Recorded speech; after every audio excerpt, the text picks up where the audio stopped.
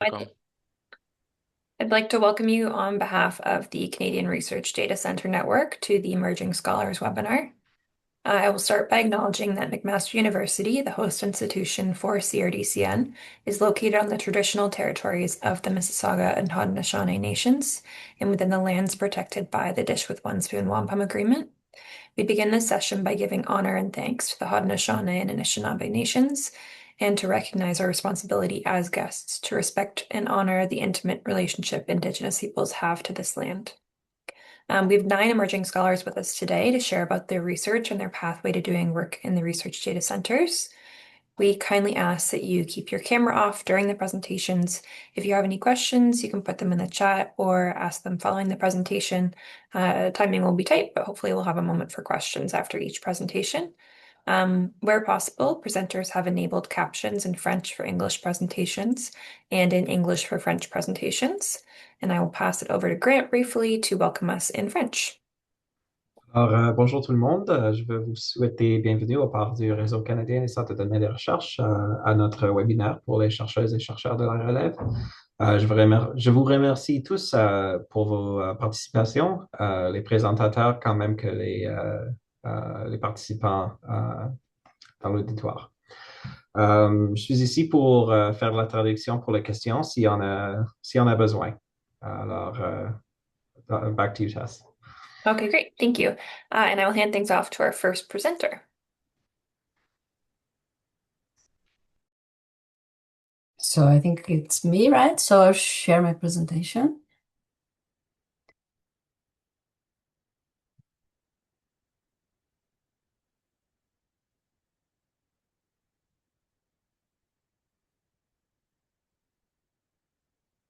So I'll start counting time now.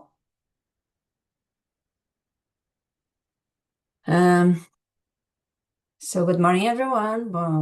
Bonjour à tous. My name is Ana Colares. I'm a PhD student at the Department of Health Sciences at Carleton University. My supervisor is Dr. Paul Peters, and my PhD research, for which I'm using CRDCN data, is about older adults, rural and urban migration in Canada, and healthcare utilization. So, oops.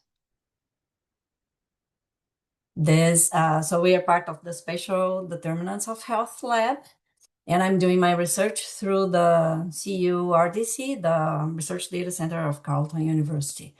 The data I'm using for this presentation is basically the Canadian Census Health and Environment cohorts, the CAN checks, and which is a population-based linked data that uses the census long form and links it to health administrative data and other data. I'm using the 2016 cohort, only the older adult population, 65 and up.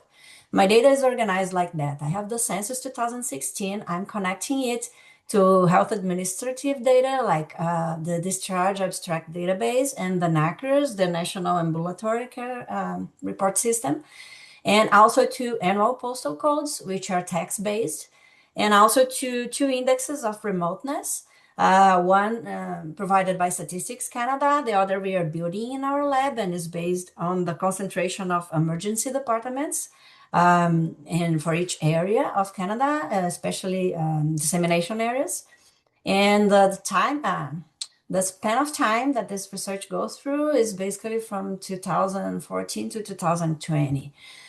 Basically, my research questions are, if you are a high resource user of the healthcare system in Canada, and given the inequalities that have been reported between rural and urban areas in healthcare in Canada, would it make you more prone to move to more urban areas in seeking more, better services or something like that?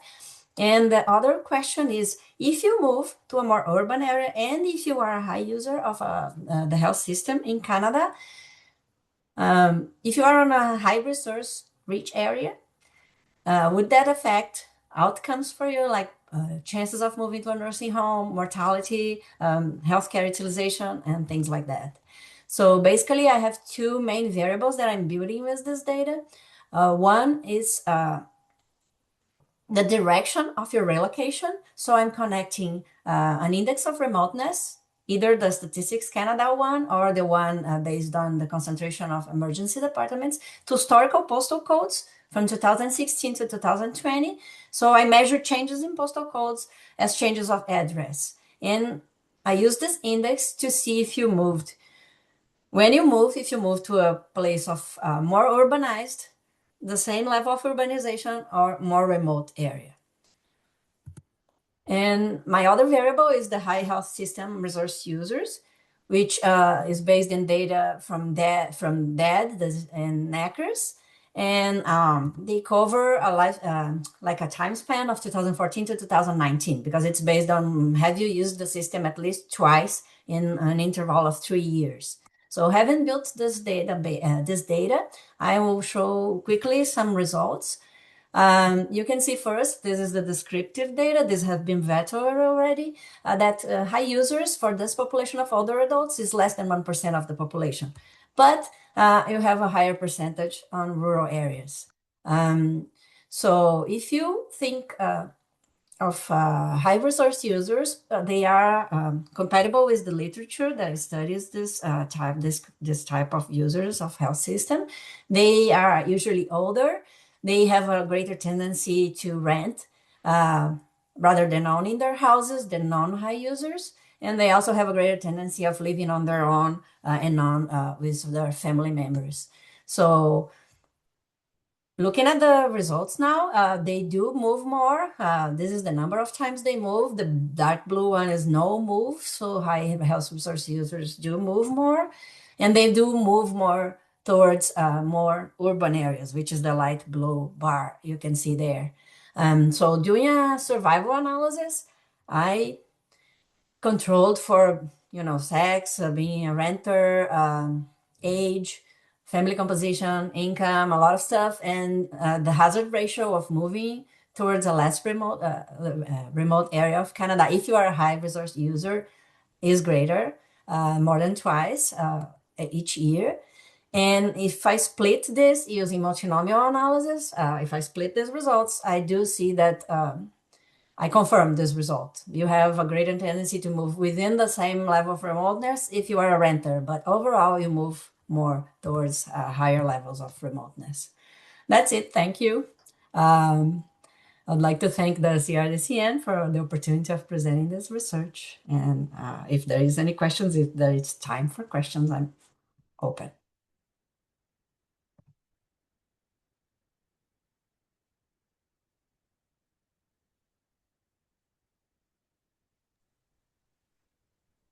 Just by way So of reminder, if there's any questions for Anna, you can either ask them directly or put them in the chat.